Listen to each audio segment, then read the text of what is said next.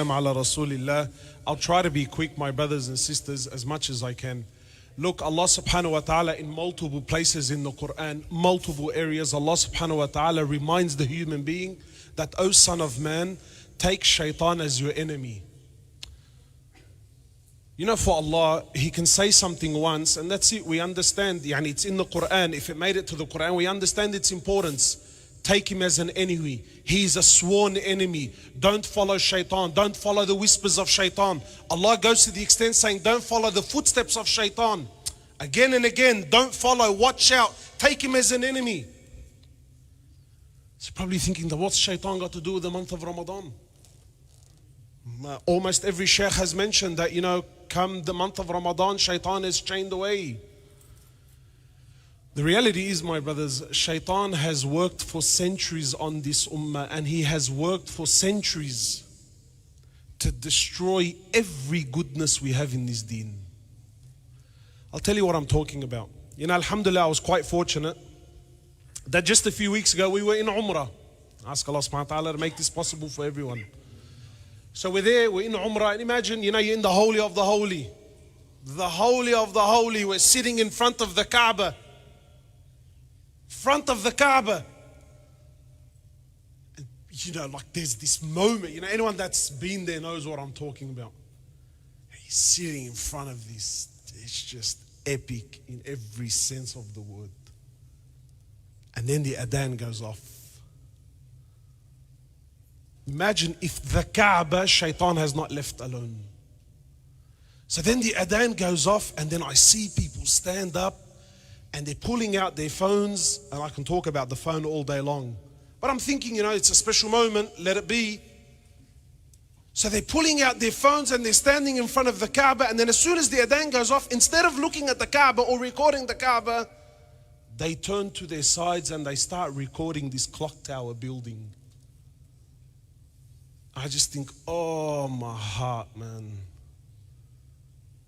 Even the Kaaba is not enough for the hearts of the believers.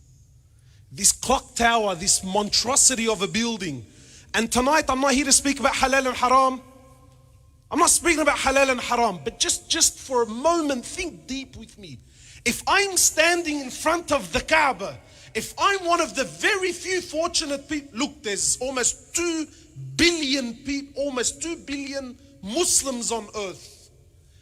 Very few are selected and allowed to stand in front of the Kaaba. Yet even at that moment, while the adhan is being called, Muslims have turned and they're recording this clock tower, and you should see their eyes. Look, brother, look, it's glittering, it's turning green. I'm thinking, bro, you're standing in front of the Kaaba. Shaitan has worked endlessly. We go to Medina. Imagine Medina, Masjid al-Nabawi, the holy of the holy.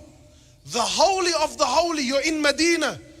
Imagine a place the Prophet chose to die in. Sallallahu alayhi wasallam.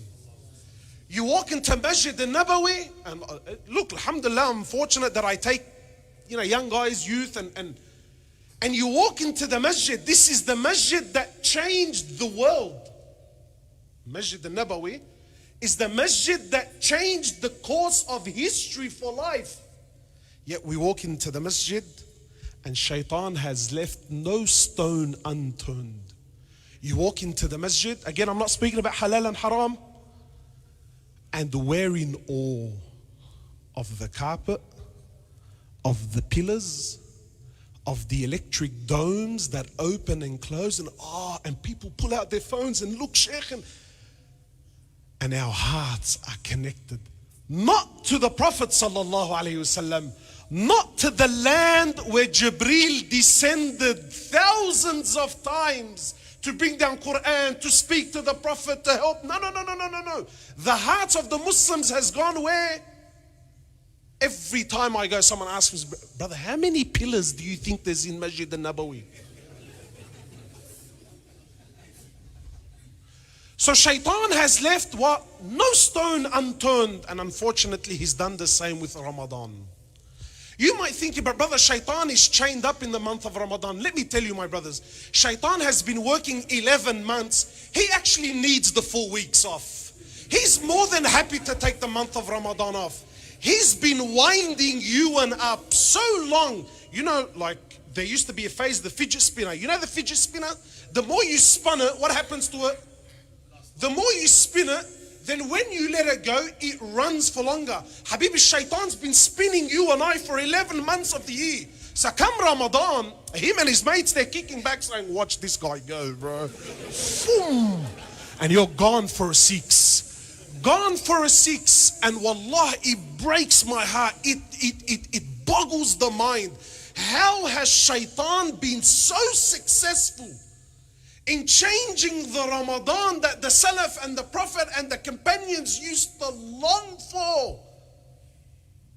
To this, you know, the companions, look, in Masjid al-Nabawi, when Umar ibn al-Khattab came into rule, came into power, radiallahu ta'ala anhu, Umar ibn al-Khattab's time was like, it's known in our history as the golden era of Islam. That's the peak. After the death of Umar ibn al-Khattab, it was just, things were never the same. So in his time, obviously Islam is growing. So now the companions came, pressure was there. It was necessary to do what? To expand the Masjid al-Nabawi. They had to do it. And you know, Umar ibn al-Khattab was one of those very specific people. You know, he used to monitor the hearts of not only his heart, but the hearts of... Anyway, so now they've expanded the masjid. It's a sign of growth. It's a sign of success. Imagine the Prophet's mosque. They've expanded it. Money is coming in. Now the companions, they're debating amongst each other on who has the heart, who has the courage to go to Umar ibn al-Khattab and suggest, not carpet, not chandeliers, not electric domes. No. Who is brave enough to suggest that we should put some paint on the walls? So Umar ibn al-Khattab says, over my dead body. What was his dalil? What was his thinking? What was the wisdom? He said, I fear that the color of the walls may, just may be a distraction and a fitna for the hearts of the believers. So you look at electric domes and you're in awe. Umar refused to paint the walls because he knew how sick our hearts were. How, just for the love of Allah, someone explain to me, how has Shaitan turned the month of fasting into the month of feasting?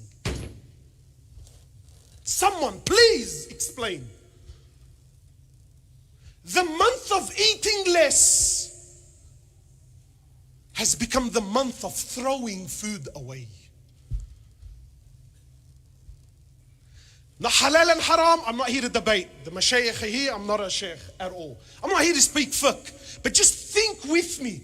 How has the month of fasting, how has he been so successful into turning it into the month of feasting?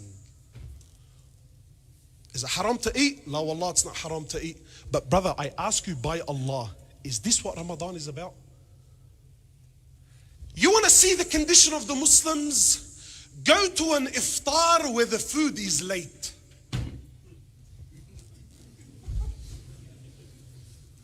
Bala Sheikh, Bala Balut, bro, where the hell is the food? Brother, wallahi, they've ordered the food, the brother's stuck in the car. Who's the hamar that's driving, brother? Doesn't he know? That's the condition. The month of, look, in the best of times, look, if you're, wallahi, if you're doubtful about me in any way, look, there's 3-4 mashayikh, you come ask any one of them. In the best of times, forget Ramadan, in the best of times, the Prophet never in his life mixed 2 different foods together. In the best of times. Imagine what happened in Ramadan. Aisha radiallahu ta'ala anha, when she was speaking to her nephew Urwa, she takes an oath by Allah that we used to see the moon, then the moon, then the moon. 2 consecutive months, so it's longer than Ramadan. 2 consecutive months, she said there was no boiling, no cooking, not a single flame was lit in any of the 9 houses of Rasulullah for 2 consecutive months. So Urwa asked, how did you eat? How did you survive? She said, al-aswadan al-tamru wal-ma'. If Umar didn't want to put paint on the walls because lest it should be a fitna, what would have happened to the Prophet if he's seen the way we deal with breaking our fasts? Explain to me how the month of fasting has become the month of feasting. Explain.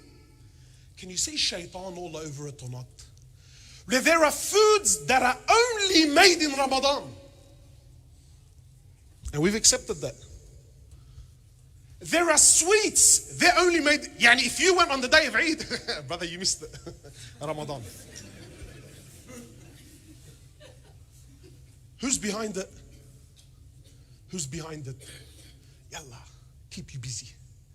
Look, shaitan couldn't stop me from standing in front of the Kaaba, but he could take my heart and my eyes away to look at the clock. Shaitan couldn't stop you from fasting, but uqsam billah, he's going to take every opportunity to distract you, man. Allah, let him feast, bro. Let him eat like monsters. Go to any one of these, not last year, before my wife said to me, buy bread. The day before Ramadan, I wasn't thinking, I thought, all right, I'm going to buy bread. I walked into the guy, I said, brother, is there any bread? He looked at me and, brother, what are you smoking? Bread? Ali Habibi Makhallu sesame seed. Nothing. They polished the shop. So I thought, wallahi, I said to him, brother, are you closed tomorrow? He said, no, I'm open. Consume. Business owners prepare. Look, the Salaf prepare for 6 months for Ramadan. Trust me, our Muslim business owners also do the same, but they're not preparing like them. Yalla, containers. Shops open in Ramadan and then they close when? Explain to me how the month of fasting has become the month of feasting. And trends, it's not haram. Please don't come to me, brother. Are you saying, no, it's not haram. But can you see shaitan all over it or not? So because breaking our fast wasn't enough, what did shaitan have to do? He brought out trends. Yallah. A few years ago, we had this musibah that hit the ummah called the camel burger. Were you aware of it? Are you serious, Sheikh? 2 minutes? How is that fair? The camel burger was the musibah that hit the ummah. Muslims in the thousands stood in rows. Brother, the camel burger. We became fuqaha. Brother, I heard if you eat camel, you need to make wudu before and after. It jannanit the area. Camel burgers jannanit the area. It's not haram. Wallahi, it's not haram. But why in this month? Why was this the month that the ummah was obsessed with camels? Then when camels became the norm, what happened to the ummah? It became the deer. When the deer became the norm, last year it was the rabbit. Uqsam billah, the Australian wildlife has become petrified of the month of Ramadan because no one knows who's on the menu next. No one knows who's up next. Yalla, petrified. If it's not camels and burgers and donkeys and whatever we're eating, it's cocktails and mabar. Again, wallahi, it's halal, it's not haram. But I ask you by Allah, is this Ramadan, bro? Is this Ramadan? And shaitan has fooled. And people love it, brother. Don't you like the nightlife? Don't you like the buzz? You know, my brothers, the nights of Ramadan are holier than its days. Did you know that? The nights of Ramadan are more special, they're deeper. The best 10 nights of the year are in when? But the best 10 days of the year are not in Ramadan, indicating that the nights of Ramadan are far more special. So what has shaitan done? What has he done? You know, have you seen in our communities, what has Ramadan become now? It's become this nightlife. It's become this, wallahi, Lakemba's become the new King's Cross. Not King's Cross in the sense of the prostitution, a'udhu billah. No. What do I mean by the new King's Cross? It's the place to be. You know, in the 90s, in the 80s, brother, where do you go to party? You go to King's Cross. No, now we've got the new King's Cross and it's called Lakemba. Halden Street, Lakemba, Allahu Akbar. It's the buzz, it's the place to be. Is it haram to be there? Wallah, it's not haram. But I'm asking you, is that what Allah wants?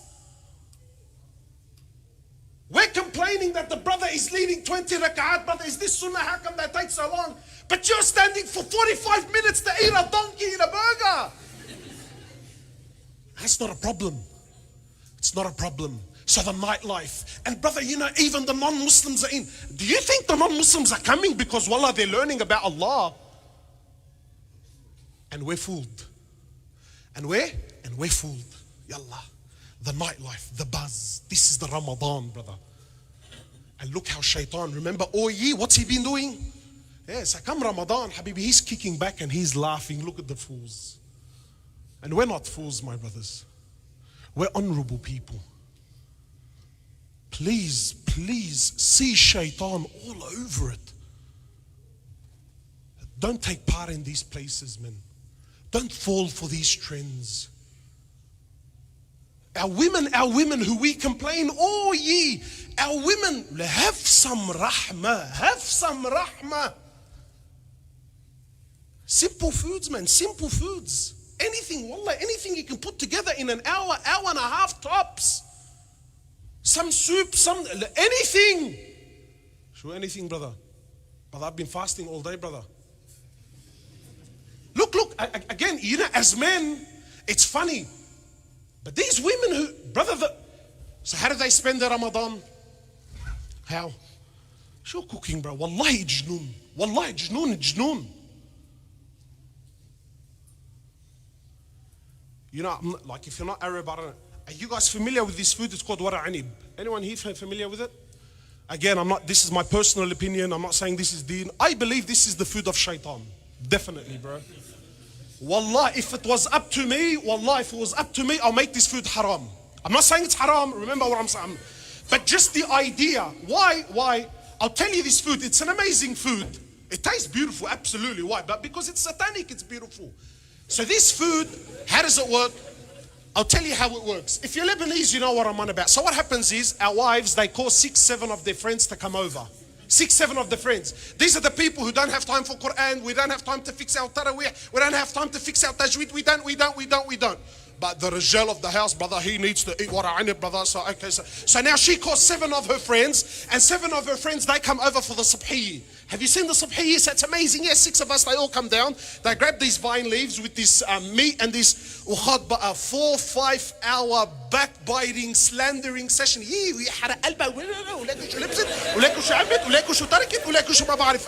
So 7 hours, 7 times, or whatever, 4, 5. Times 7 people that are sitting. Look at the wastage.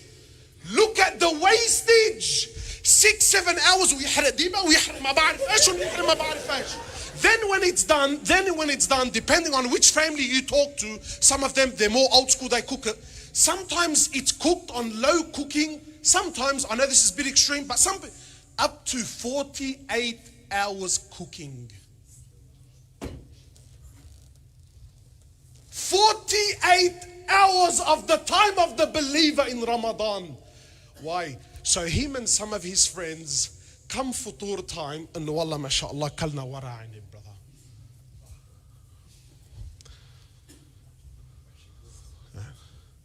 Can you see shaitan or not? Yalla. And here's the other dilemma. Tell your wife this year there's no cooking Ramadan. Wallahi, بتفوت بحالة بتفوت بالحيطان. Yeah, what am I going to do? Because we don't know anything else. Like what do we do?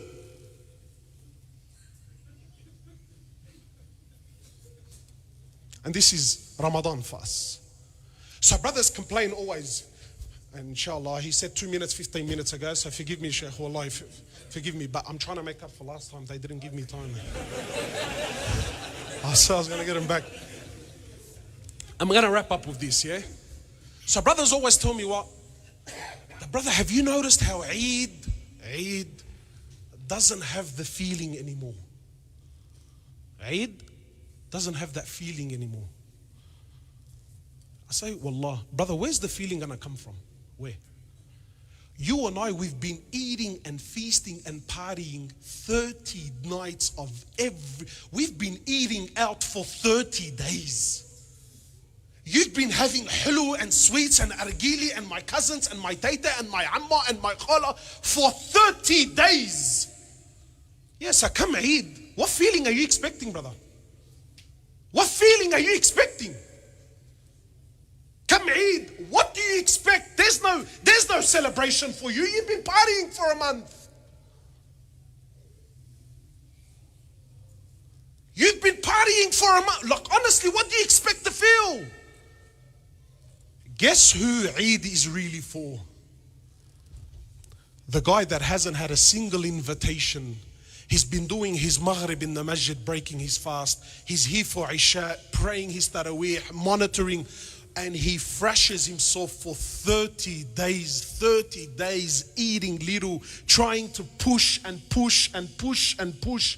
Yeah, when the day of Eid comes, and he hugs the brother that's been praying for 30 days next to him, and his eyes tear up, and there's that moment. And do you think Allah accepted us, brother?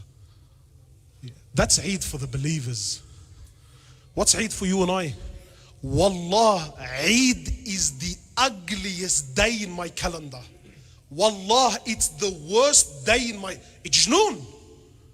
I have to go to the masjid and look good.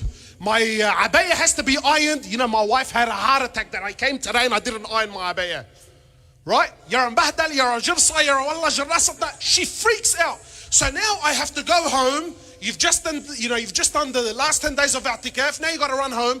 My abaya has to be ironed and I got to look good. Okay, fine. But Muhammad, you got to take your son. It's Eid. We need to teach him. Ya Allah, jubilee. So now I got to drag this kid who has no idea what's going on. So now I got to come to Eid, stand like, yeah, Baba, Allah yirda alak wa Allahu Akbar. Like, Allah yaghdak jannanatni, bro. So now I got to stand there, right? Now I got to stand there. I got to give salam to the whole masjid, which is fine and I enjoy it. But guess who's waiting for me at 8:30 in the morning? Bro. So now I got to rush to my mum's home.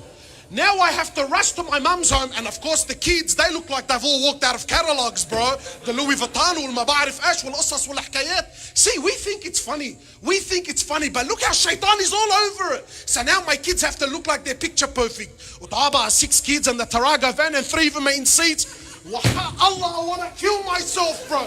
وحطه بالكرسي ويا أبا وفوت لي إيدك وفوت لي إجرك ولمي بقويا. والله العظيم, by the third house, like يلا عن أبو شيطان. Launching into the bloody, get in there. What the hell is that, bro? And that's my Eid. That's my Eid. Go to house and let's look amazing.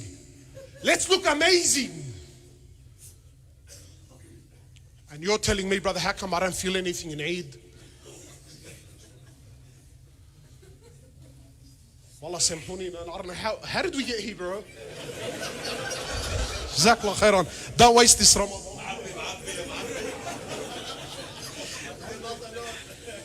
Jazakallahu khairan. Our beloved brother Mohamed Hoblos is a one of a kind. May Allah subhanahu wa ta'ala protect him and bless him. And subhanallah, the fact that we are laughing, this is